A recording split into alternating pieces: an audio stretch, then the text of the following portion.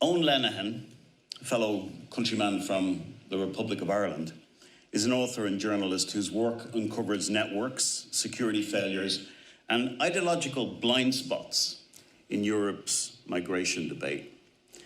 His book, Vandalising Ireland, is a #1 bestseller. It became a bestseller under rather mysterious circumstances, as it never received a decent review in any mainstream Irish media. In fact, Owen could be a complete figment of my imagination. So I'll let you be the judge. Owen Lenihan, please join us.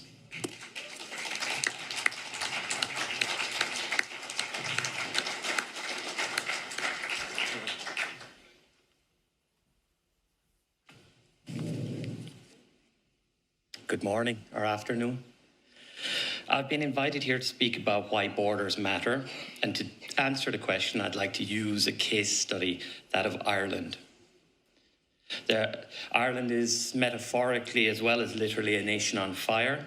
There have been at least 38 fires at asylum accommodation centres in Ireland since 2018, with the majority happening in 2023 and 2024.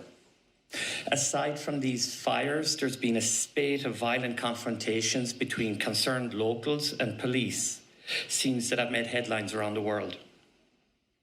Ireland's pastoral, peaceful image has been shattered, and that's the result of successive governments' catastrophic migration management.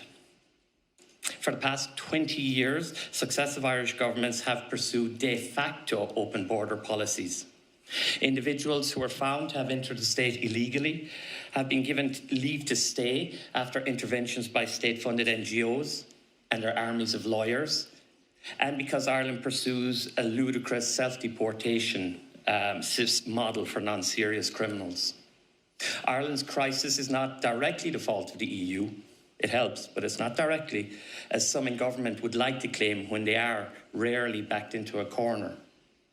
As early as 2005, then Justice Minister Michael McDowell admitted that 90% of asylum claims to that point were unfounded.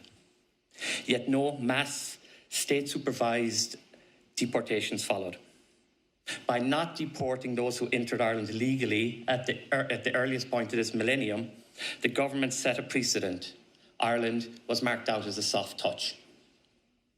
Now, we fast forward to 2025, and the current Irish Prime Minister, Micheál Martin, has stated that out of the 14,000 asylum applications made in 2024, 65% were rejected in the first instant, so at the first point of contact. That number will raise later upon further inspection. And in January 2025, 80% were rejected. But again, no mass deportations followed. Importantly, the Irish leader's admission struck a very different tone from his own ministers and what they had been saying as early as January 2024. Successive governments claimed that Ireland's asylum system was under control and that everyone entering the country was well vetted using fingerprinting and EU database cross-checking. This was exposed as a lie in January 2024 when Ireland's then Justice Minister, Helen McEntee, was confronted about her department's de facto open border policies by several independent politicians. When she was pressed to make a statement on the verification process of applicants, here's what she said, quote, "As a first step, all applicants are photographed and fingerprinted. These fingerprints are then checked against the Eurodac database." Eurodac database is an EU-wide immigration database which stores fingerprints so that you can see who's crossing borders illegally. So that sounds reassuring, right? However, one of Ireland's few investigative journalists, Niamh Brian, followed up on her claim and found that, yes, while Eurodac can be used to investigate serious crime, from 2015 to 2023, not a single Irish authority had ever accessed Eurodac for the purposes of investigating any serious criminal wrongdoing. When another minister asked how many applicants' fingerprints were checked against Europol database in 2023, She responded that the Irish police did not input fingerprints into that database. The point then is that no meaningful vetting of asylum claims into Ireland have been performed in the last 20 years. But it gets worse. It further transpired in 2022 and 2023, 8,975 individuals presented at Dublin Airport seeking asylum with no or falsified documentation. One case was prosecuted. In those same years, 2022 and 2023, the majority of asylum claims, almost 27,000 in total for tiny Ireland, came from non-EU countries, predominantly Africa. And again, when pushed, the Justice Minister admitted that no meaningful background checks were carried out for non-EU migrants. Quote, she said, "It would be in breach of our responsibilities in respect of refugee protection to contact the consular authorities, as doing so might have the consequence of making such authorities aware of the applicant's presence in the state and their claim for international protection." These exchanges prove what many Irish people had long suspected, that Ireland is a de facto open border state. And the masses of single men who were forced into small, ancient communities, into these accommodation centres for refugees, they were entirely unvetted and unknown entities.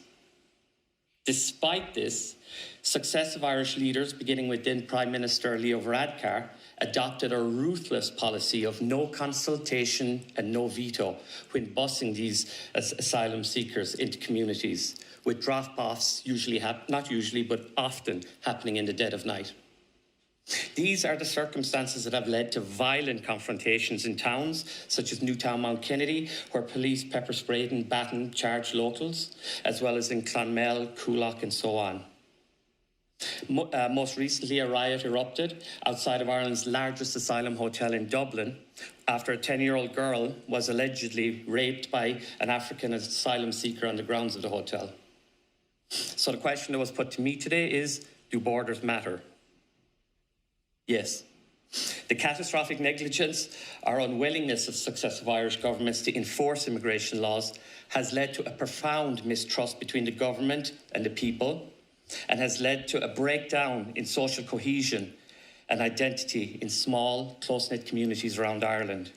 Successive governments allowed it to happen over 20 years, despite knowing that the overwhelming majority of asylum claimants were bogus, economic migrants. Not enforcing existing border laws has led to asylum centres burning and to police turning their batons and pepper spray onto fellow citizens. Now, this is where my talk becomes a little incendiary, and thank you for throwing me a hand grenade. Remigration.